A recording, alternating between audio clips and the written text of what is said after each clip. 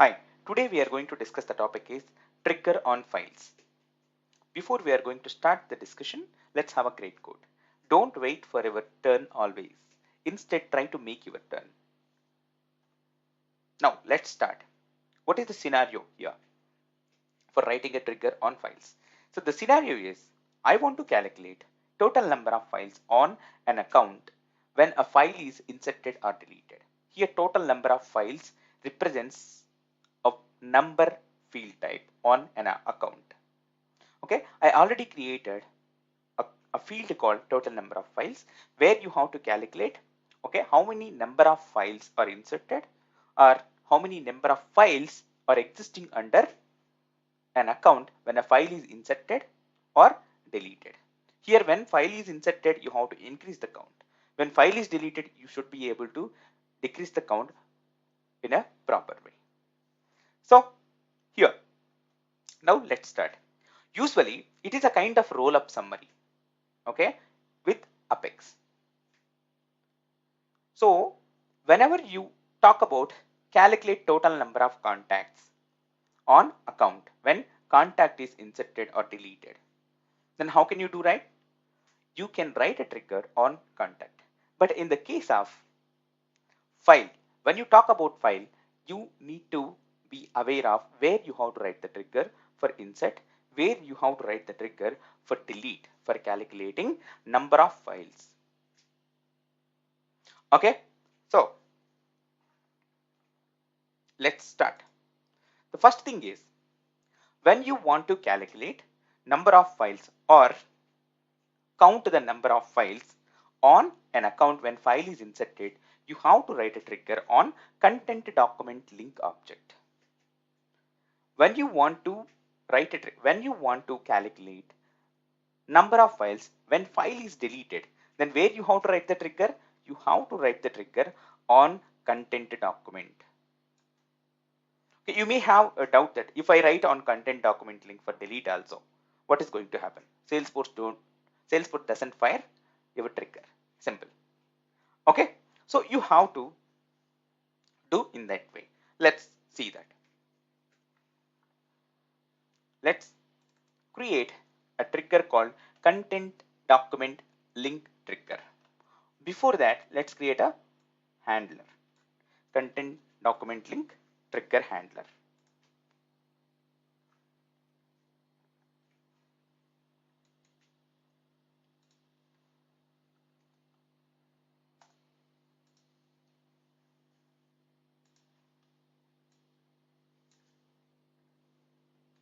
And then I am creating a method called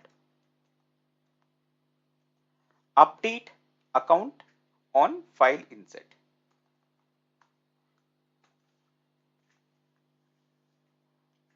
Okay. Now, if you see, this is the parameter. Content document list is the parameter. Now, simply, I am going to write a logic for calculating number of files. First thing is for getting the or for holding the account IDs, which is related to file, our content document. So I declared just account ID set. And for updating, when we want to update number of files field, I'm just declaring account map. Okay, and one more thing we have to remember here. A file can be inserted under any object, right?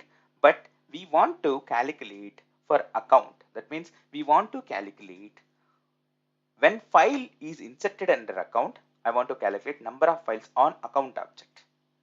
Okay, not for the every file inserted in the Salesforce instance. Okay, let's see how to identify that. So first thing is, let's loop through content document list. And then on content document, you have a field called linked entity ID.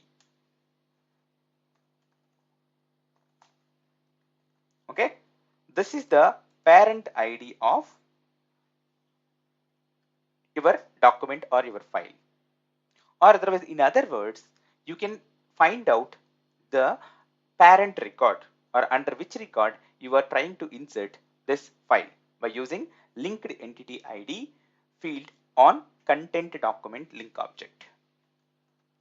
So now once you have the record ID, parent record ID, you can easily find out what kind of object it is, whether it is account object or contact object or whatever it may be, by using key prefix of that record ID, right? So for key prefix of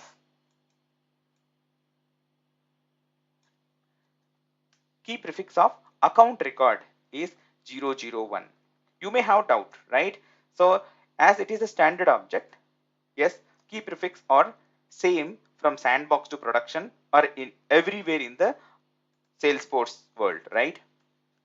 What about custom object? You simply can get the subject type or subject name based on record ID.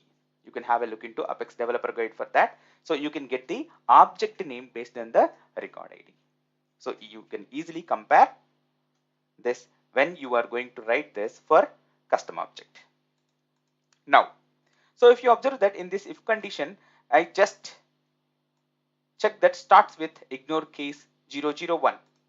001 means in Salesforce, every account record ID starts with 001. So in that way, I am trying to recognize whether it is account or something else. If it is account, so it comes with 001.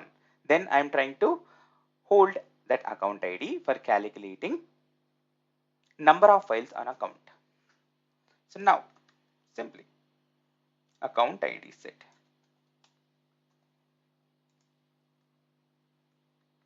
So let's try to save until this.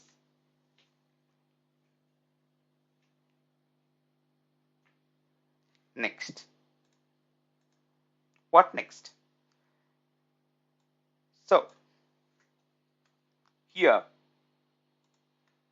I'm just trying to check whether account ID set has elements or not. If it has, then I'm going to use aggregate result query.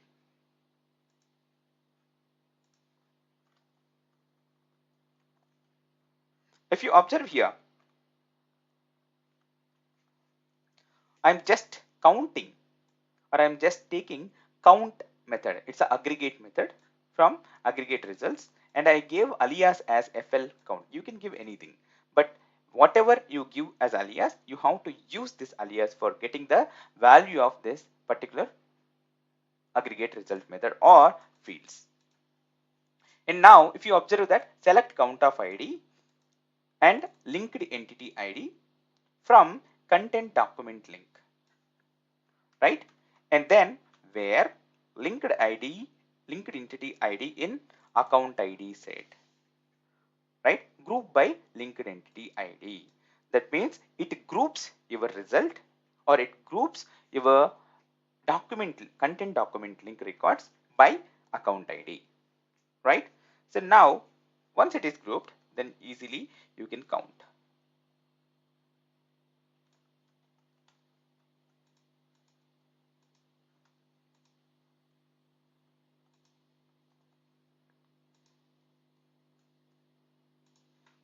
So ID equals aggregate result. Here what I have to get? Account ID. So from where I can get ACT ID? It is alias. So when you use aggregate result, it always returns a object format. Okay, it always returns result object format. That's why you have to do typecasting. So it should be ID. So along with that, now you need to update total number of files. See, so decimal, this is just a typecasting, and aggregate result of get off. What is this here? fl count, that is file count. Now after that, add this to your map where you declared for updating your account. Dot put off actobj.id actobj. Simple. Now let's go with this. Dot size greater than 0 update. Okay. So usually in real time you always need to use try catch exception handling when you are doing DML operations especially. So here for our session I am not using, but you always need to use try catch. Okay, try like this.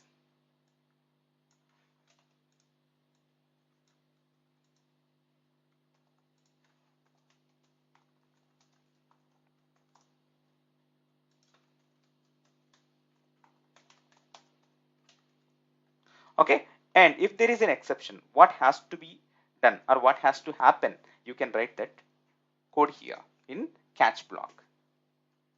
So now let's try to save.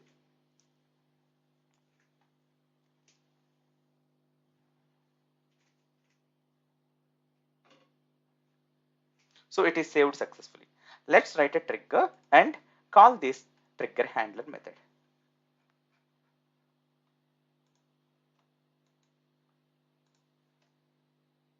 What's our trigger name? Content document trigger. So you can give any name, okay? But it should be reasonable.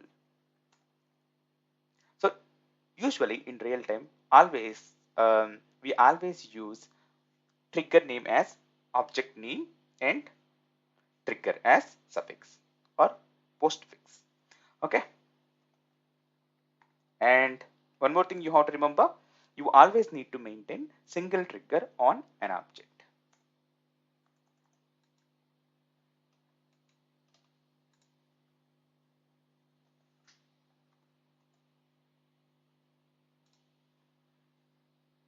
So on which object we have to write this trigger? Content document link.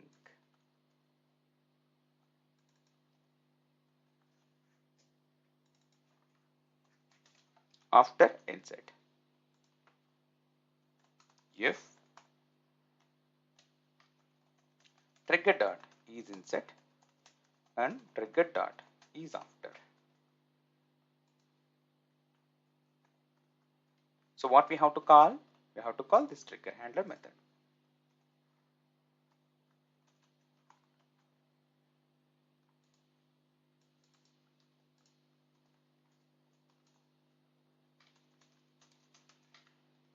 Simple. Now we have successfully written a trigger on content document link and written a trigger handler also, right? Now let's try to execute whether it is working or not. Let's open our Salesforce instance and leave opened. And if you observe, I don't have any files. And now, if you see, total number of files is empty for now. Now I am going to create a file or upload a file. Simply.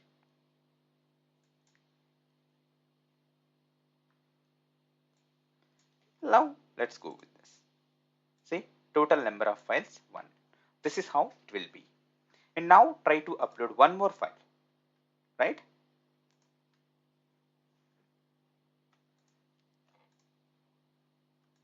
One, two. So I am uploading 2.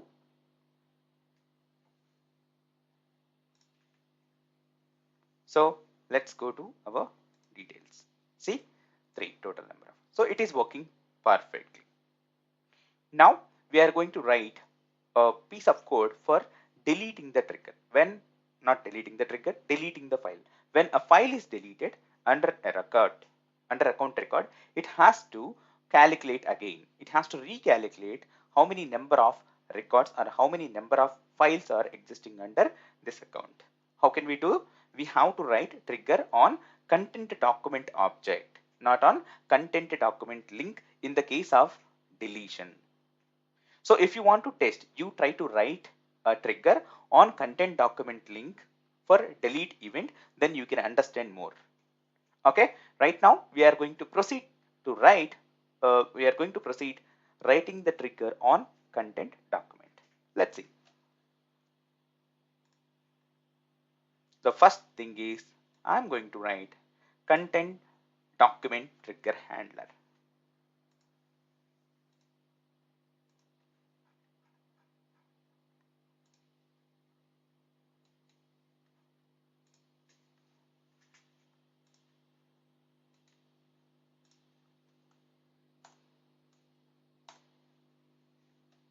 And now let's create a method.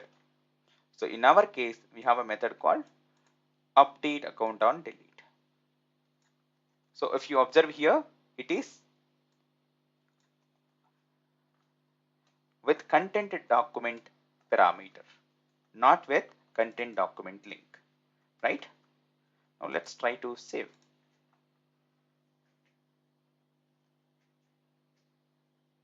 So you can see all these codes on Salesforce Textbook GitHub, okay? Under example sessions, examples, codes of sessions.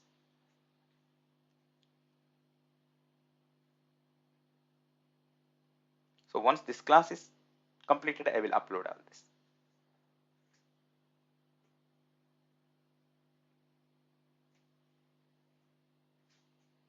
So now, meanwhile, it is getting saved. Meanwhile, let's start our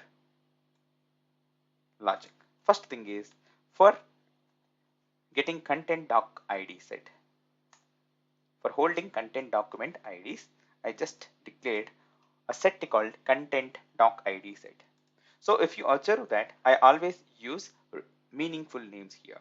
So you always try to habituate that to use meaningful names. If you ask me, I always write a collection name like this. I always write a meaningful name and ends with the collection name. If it is a set, it ends with a set. If it is a list, it ends with a list. Like that I will always write. Okay, but anyway, you have to follow according to your organization. If you have an architect, then he may suggest you, but naming convention should be proper. Okay, and account map for updating account and account ID set. Okay, now let's start writing our or collecting our content document IDs. See, whenever a file is deleted, then Salesforce fires a trigger on content document, not on content document link. So here, content doc ID set here. So I just collected to content doc ID set. What thing I collected here? I just collected content doc record ID. And then if content document ID set contains elements, or if it is not empty, then I start writing our logic.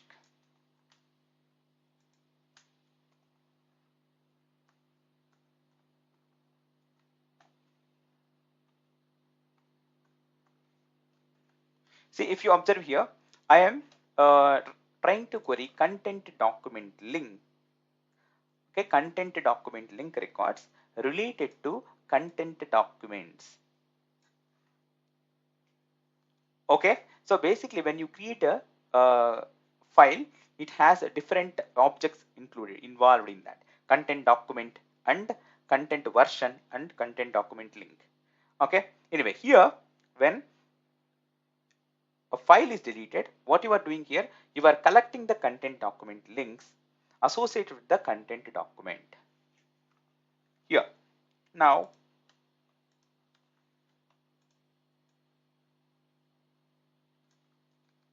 from that, you observe, I'm just comparing whether it is happening under account or not with the key prefix simply. the help of linked entity ID. Along with that, I'm going to collect content document link ID set. I'm going to collect content document link IDs also.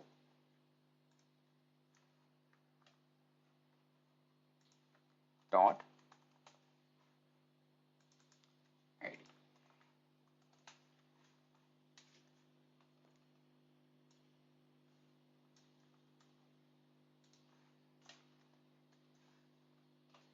Okay. Now if you observe here, what we collected here, we just collected content document link IDs and account IDs. Now next, what next? If account IDs having account ID set has elements or account IDs, then what I'm going to do, if you observe here,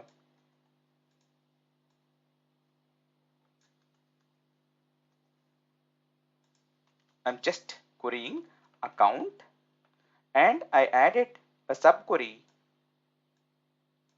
here. Subquery, it is inner query, right? Select ID from content document links where ID not in content doc link ID set. So what I'm trying to do here, I'm excluding what is deleted by using not in. Then you can have what is available or what is available under account after deleting this file simply. So for that, I'm just excluding what is deleted.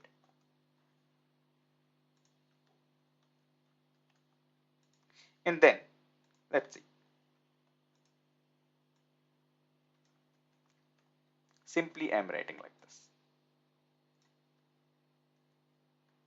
So total number of files, actobj.content document links. So when you are writing inner query, you always need to follow the child relationship name. What is the child relationship name between account and contact? Account and this content document link. So in our case, content document links is child relationship name. Okay, so that's why. So to get the size, you just need to use size method. actobj dot, or this is account record instance dot content document links dot size. It gives you what is the number of files you have under that. And then if account map has values, just updates. Done. So you always need to think once and twice while you are writing the logic. Okay, you don't need to follow the people who are writing the logic, whether they are experts or they are talented people or whether they are senior people. You always need to reduce the lines of code. Okay, if you have or if you know better logic for reducing the lines of code and increasing the performance, then you always follow that and you can defend with your seniors or with your advisors also. Okay, so they feel happy. Cool. Now we just written a logic. Now let's try to invoke this handler from content document trigger. So for that we have to write, right? Let's write trigger, content document trigger. Simply create trigger. On which object we have to write for delete? Content document. So if you want to know how files are getting created, how this content document and content document link and content versions, please go through the files, content version object, and please go through the Apex developer guide also. Then you can understand more. Okay. And this is the file process happening in Salesforce, how file processed. So because you have the possibility to create multiple versions also for document, for file. So this is how you can invoke anyway from trigger.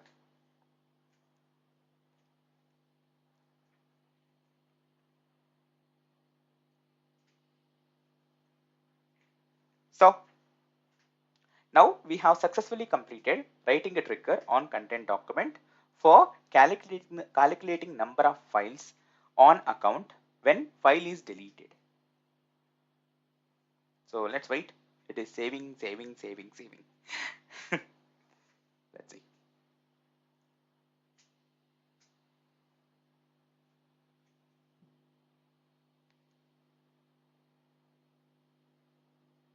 Now, what we have to remember here, when you want to achieve anything, okay, based on the events, so occurring on a file like a insert or delete, or when someone asks you to achieve some functionality whenever file is deleted or inserted, then you have to remember that you always need to write a trigger on content document link object for insert.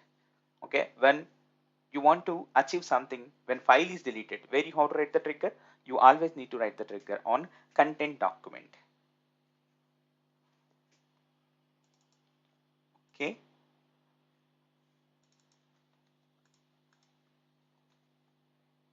update file. So let me save again. It is taking too much time. Yes, it's saved.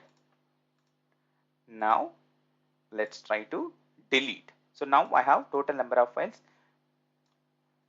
Total number of files 3, right? So let me delete here. So click on view all, and if you see it's bright lights only still, and I am deleting file called third party JavaScript simply. Now let's go back to bright fields, and if you observe still it is 3.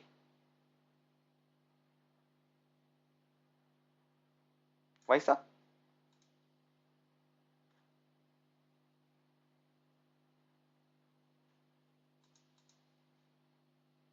Still it is 3. So let's see what is happening. Trigger.world, and here you're having everything, and content document trigger handler, right?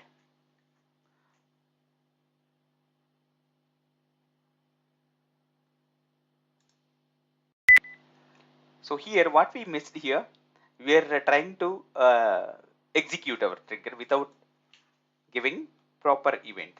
In our case it should be before delete, not before insert. Sometimes it happens, right? We have to check this kind of things also. So let's try now. So we missed event. So now I'm going to delete one more file.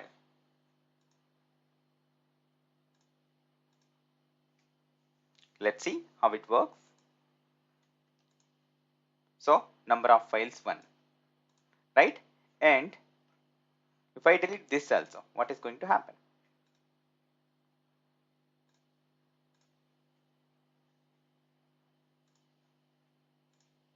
0.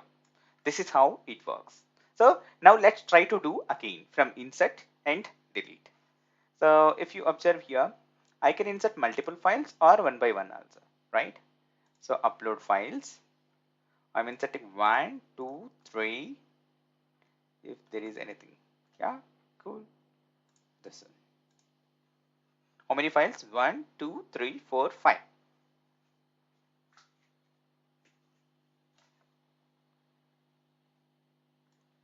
Done. Now let's go to detail. See, 5 files are inserted and our total number of files counted as 5. Now let's try to delete it one by one. You can delete one by one only here from user interface. So let's go with this.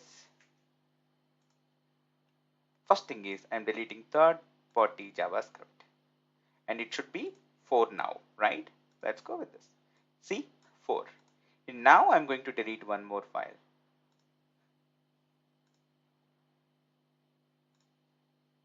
So this is how it works. Now it should be 3, right? Go. See, this is how it works.